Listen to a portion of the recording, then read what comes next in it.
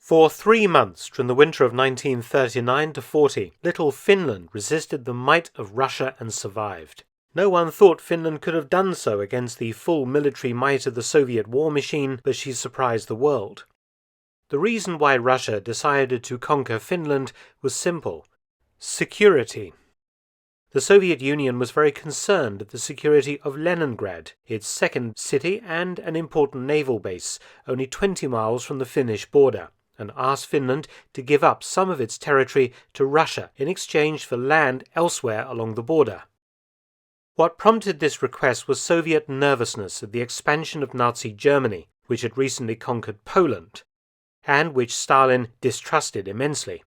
The fear was that Germany, operating in concert with Finland, to which it was close anyway, might launch an attack on the Soviet Union. The Russians wanted to push the Finnish border back in the Karelian Isthmus, making Leningrad more secure, and also demanded a long-term lease on the port of Hanko. The Finns flat out refused. Finland used to belong to the Russian Empire until, following the Bolshevik Revolution in 1917, the Communists granted the right of self-determination to national minorities, including the right to become independent. In December 1917, Finland availed itself of this opportunity and declared independence. The two states maintained an uneasy relationship thereafter, and Russia often tried to foment a communist revolution within Finland, using the Finnish Communist Party and outside agents.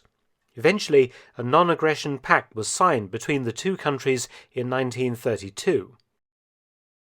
Stalin viewed Finland as a threat, specifically to Leningrad. He detested the Finnish leader, former Imperial Russian Army General Gustav Mannerheim.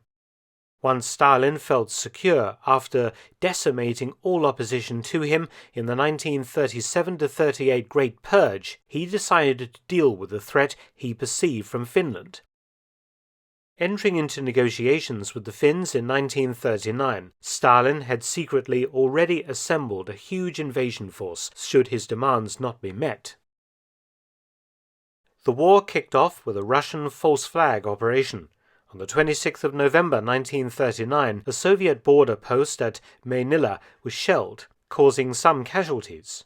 Moscow claimed that the Finns were responsible, though recent historical examination had shown that the attack was most probably a Russian false flag operation.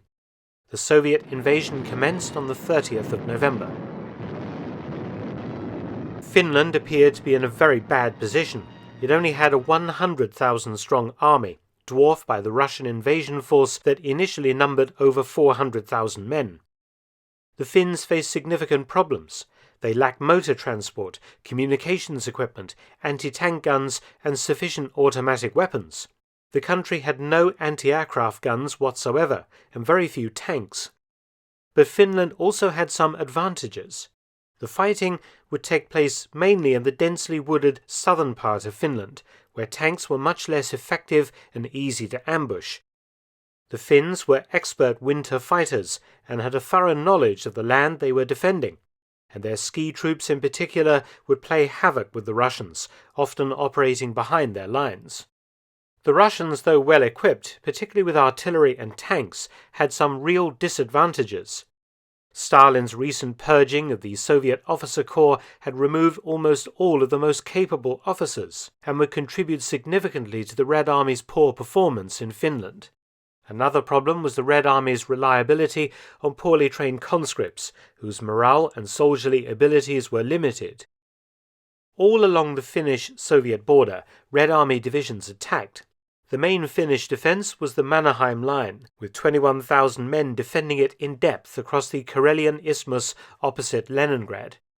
Here in particular, the so-called Molotov cocktail petrol bomb was used with alacrity against Russian tanks, destroying 80 in this sector during the initial attack. The Red Army made repeated frontal assaults against Finnish positions, supplemented by artillery and tanks, but sustained heavy casualties in the process. some infantry units panicking and fleeing the field, indicative of the poor training of Russian conscripts. The Ladoga-Karelian front, a wilderness area of forests and lakes under deep snow, favoured the Finns and resulted in the first Finnish victory. Central and northern Finland was also difficult for the Russians to operate in. There were hardly any roads. Here 8 Red Army divisions attacked, trying to cut Finland in half. The Russians suffered badly with the intense cold, having inadequate winter equipment and clothing compared to the Finns. Finnish guerrillas also operated in the Russian rear areas, interfering with supply convoys and generally lowering Russian morale. On the Mannerheim line, the fighting was more traditional. The Soviets managed some penetrations, but due to poor inter-branch cooperation in the Red Army, they couldn't exploit these breakthroughs effectively. Desperate Soviet commanders ordered more suicidal frontal assaults on prepared Finnish positions to try and burst through, but due to morale and supply issues, the troops often refused to participate.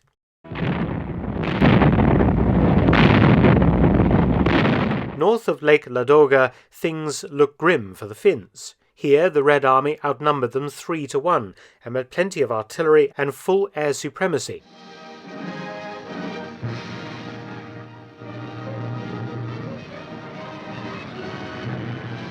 The Finns initially retreated, but then made a stand at Kola. It was here that sniper Simo Hoya earned his sobriquet the White Death, eventually credited with 500 kills. The Russians were outmaneuvered and often resorted to digging in and fighting a static war. Finnish forces used raiding and ambushes to great effect, their white-clad ski troopers moving silently through the frozen countryside. In order to prevent the Russians from cutting Finland in two, the Finns put up a brilliant defence, the Suomussalmi region of lakes and wilderness forests. 2 Soviet divisions attempted to advance through this area, but in a month-long battle, one Finnish division was able to break up the Russian units, destroying them one at a time. Here, the Soviets took 7,000 to 9,000 casualties against only 400 Finns killed and wounded. The Finns also captured huge quantities of Soviet weapons and supplies, which they would use themselves, including dozens of tanks, artillery guns, anti-tank weapons, and rifles. In the Arctic, the Soviets attacked into Finnish Lapland. Almost permanently dark at that time of the year, the Soviet thrust was nonetheless powerful, with 35,000 men advancing. One division was outflanked by the Finns and forced to retreat, leaving behind most of its tanks and heavy equipment. The Finns counterattacked the other Soviet division until a stalemate developed, but were forced to give up the port of Petsamo, Finland's only ice-free port. Naturally, Stalin was less than pleased by his army's performance thus far. The Russian army had not performed as expected, and the Finns were still defending well, even in some cases counterattacking. Foreign volunteers were also arriving in Finland to help the hard-pressed army. Stalin ordered that the main focus would now be on the Karelian front opposite the Mannerheim line, in order to capture the territory Stalin had originally demanded the Finns hand over. Soviet forces staged training attacks and generally sorted themselves out, solving many of the problems they had experienced earlier, and with the arrival of new tanks and guns, they were ready to launch an enormous attack. The number of Red Army divisions was increased from 10 to around 25, totaling 600,000 men. On the 1st of February 1940, the fresh Soviet assault commenced. In the first 24 hours of the operation, Russian artillery fired 300,000 shells at the Finnish defenders, who numbered some 150,000 troops.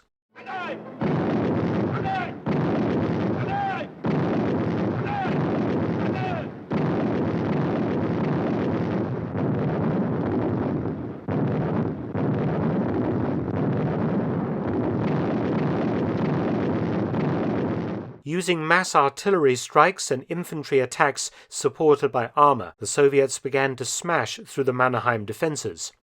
Things went so bad for the Finns that on the 15th of February 1940, Marshal Mannerheim ordered a general withdrawal to a fallback line. Although the Russians had begun to make progress against the exhausted Finns, the cost in men and material remained high. the entire operation had become an embarrassment to Stalin and the Soviet Union. If the war went on much longer, there was a fear in Moscow that the British and French might enter the conflict on Finland's side. Stalin also worried that once the spring thaw broke, his armoured forces would become bogged down in muddy forests, destroying the offensive's momentum. Secret negotiations in Sweden were opened to end the conflict. Germany was also pressuring for an end to the conflict. The Germans didn't want their supplies of iron ore from northern Sweden interfered with, particularly if the British and French got involved and the war spread to Sweden. Sweden was already fighting in Finland. Some Swedish infantry units and part of the Air Force had entered combat against the Russians. By the 9th of March 1940, with Stalin making a series of harsh demands, the Finnish position on the Karelian Isthmus was worsening. Finland was running out of arms and ammunition. The British and French had not entered the war, as many hoped they would. The Finnish government decided to accept the Soviet terms, while they still could. On the 12th of March, the Moscow Peace Treaty was signed. Finland agreed to cede to Russia a portion of Karelia, the entire Karelian Isthmus, and some land north of Lake Ladoga, and some islands, in total 9% of Finnish territory. This was more than the Soviets had originally demanded before the war. So with this dire result, surely the Finnish campaign had been a waste of time. Well, not quite. There was a fear that if they had given in to Stalin's demands in 1939, he would simply have raised more and more demands later on, eventually of course leading to some kind of military conflict, perhaps with Finland in a weaker position. Giving in 1939 to Stalin would also have encouraged the Soviet secret police to continue their operations to foment revolution inside Finland itself, with the hope of creating some kind of Finnish Soviet Socialist Republic. The Finns felt that they had to fight, otherwise they might have disappeared as a nation. The war had cost the Finnish army 25,000 killed and 45,000 wounded, but the Russians had come off much worse, with between 126,000 and 168,000 dead or missing, and over 200,000 wounded or sick. The Finns had knocked out or captured over 3,000 Soviet tanks during operations. One of the important outcomes of the Winter War was the perceived weakness of the Red Army. Russia appeared to be a paper tiger, and this belief emboldened Hitler concerning his own plans of conquest in the East. Germany and Finland soon became allies. Finland would fight the Soviets again following the German invasion of the USSR in June 1941, and managed to recover all of its territory lost in 1940. But in 1944, it once again faced Russian invasion, this time by a much better trained and led Red Army. Dumping its German ally, Finland quickly negotiated a peace settlement with Stalin that prevented it being overrun and occupied by the Soviet Union. Thanks for watching, please subscribe and share, and also visit my audiobook channel, War Stories with Mark Felton. You can also help to support both of my channels at PayPal and Patreon, details in the description box below.